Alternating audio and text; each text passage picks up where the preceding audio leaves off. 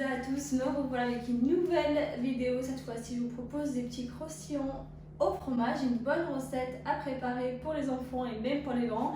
La recette est très facile et surtout assez rapide à préparer. Bien sûr, c'est une recette à préparer de façon occasionnelle. C'est vraiment pas une recette à préparer tous les jours à vos enfants. Je vous propose de passer directement à la préparation. Pour la préparation, il faut d'abord éplucher 3 pommes de terre de taille moyenne. Ensuite, vous allez les faire cuire dans de l'eau bouillante, salée, environ 15 à 20 minutes. Bien sûr, il faudra bien surveiller la cuisson. Ensuite, il faudra les égoutter, très important pour enlever un maximum d'eau.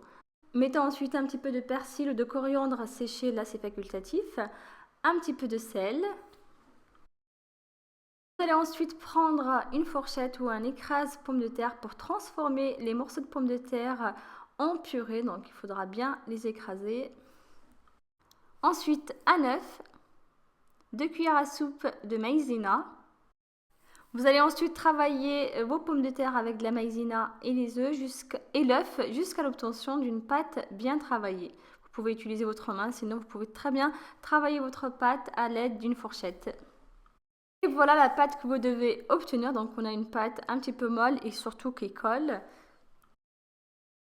Vous allez ensuite découper votre fromage. Donc là j'ai pris de l'emmental et je vais le couper en longueur, comme ça, des parts pas trop épaisses non plus pour pas que ça soit trop lourd au niveau de la friture, pour que la cuisson soit plus facile. Ensuite je vais les découper en deux, voilà, pour obtenir des petites parts, des petits morceaux. Vous allez ensuite insérer vos morceaux de fromage dans des pics en bois comme ça. Donc vous pouvez très bien, si vous le souhaitez, utiliser du cure-dent. Par contre, il faudra faire des petits morceaux plus petits que ça. Et bien sûr, n'hésitez pas à utiliser des pics en bois pour les brochettes. Et vous insérez délicatement votre fromage pour éviter de le casser en deux. Vous allez ensuite couvrir votre fromage avec la pâte à base de pommes de terre. Donc pour utiliser la pâte plus facilement et éviter qu'elle colle aux mains, je vous conseille de mettre un petit peu de maïzena à vos mains. Comme ça au moins vous pouvez facilement prendre votre pâte à base de pommes de terre et en mettre tout autour de votre fromage. Donc on y va délicatement, surtout si c'est la première fois que vous les préparez. Ensuite, il faudra aussi éviter de mettre trop de pâte de pommes de terre, tout simplement parce que sinon vous allez obtenir quelque chose d'assez lourd.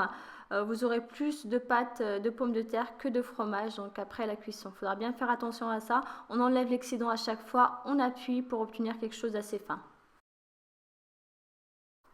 Vous allez ensuite continuer jusqu'à la fin, donc jusqu'à ce que vous terminez tous vos morceaux de fromage et surtout faites bien attention à l'épaisseur de votre pâte, très important.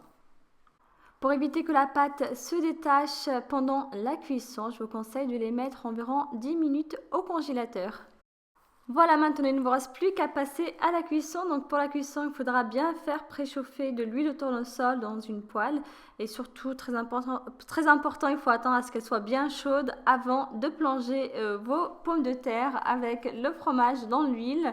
Et surtout, surveillez bien la cuisson au niveau de la cuisinière. Il faudra la mettre sur feu moyen et attendre jusqu'à ce que les pommes de terre soient dorées de chaque côté. Bien sûr, n'hésitez pas à les retourner à chaque fois. Avant de les servir, je vous conseille de d'abord absorber l'excédent d'huile. Donc vous les mettez tout simplement sur un essuie-tout quelques minutes. Voilà, c'est prêt. Maintenant, il ne vous reste plus qu'à les servir soit avec des légumes ou avec de la viande, des steaks par exemple, etc. Avec un petit peu de sauce également, ketchup, mayonnaise ou tout simplement une sauce maison, c'est encore mieux. Et surtout, il faudra bien les servir chaud. C'est vraiment très important pour avoir un fromage bien fondant. En tout cas, c'est une recette qui plaît beaucoup à mes enfants. J'espère qu'elle vous a plu. Voilà pour aujourd'hui, j'espère que cette vidéo vous a plu. Comme d'habitude, si vous souhaitez m'encourager, c'est très simple. Il suffit de liker, partager et surtout vous abonner. À très bientôt. Ciao, ciao.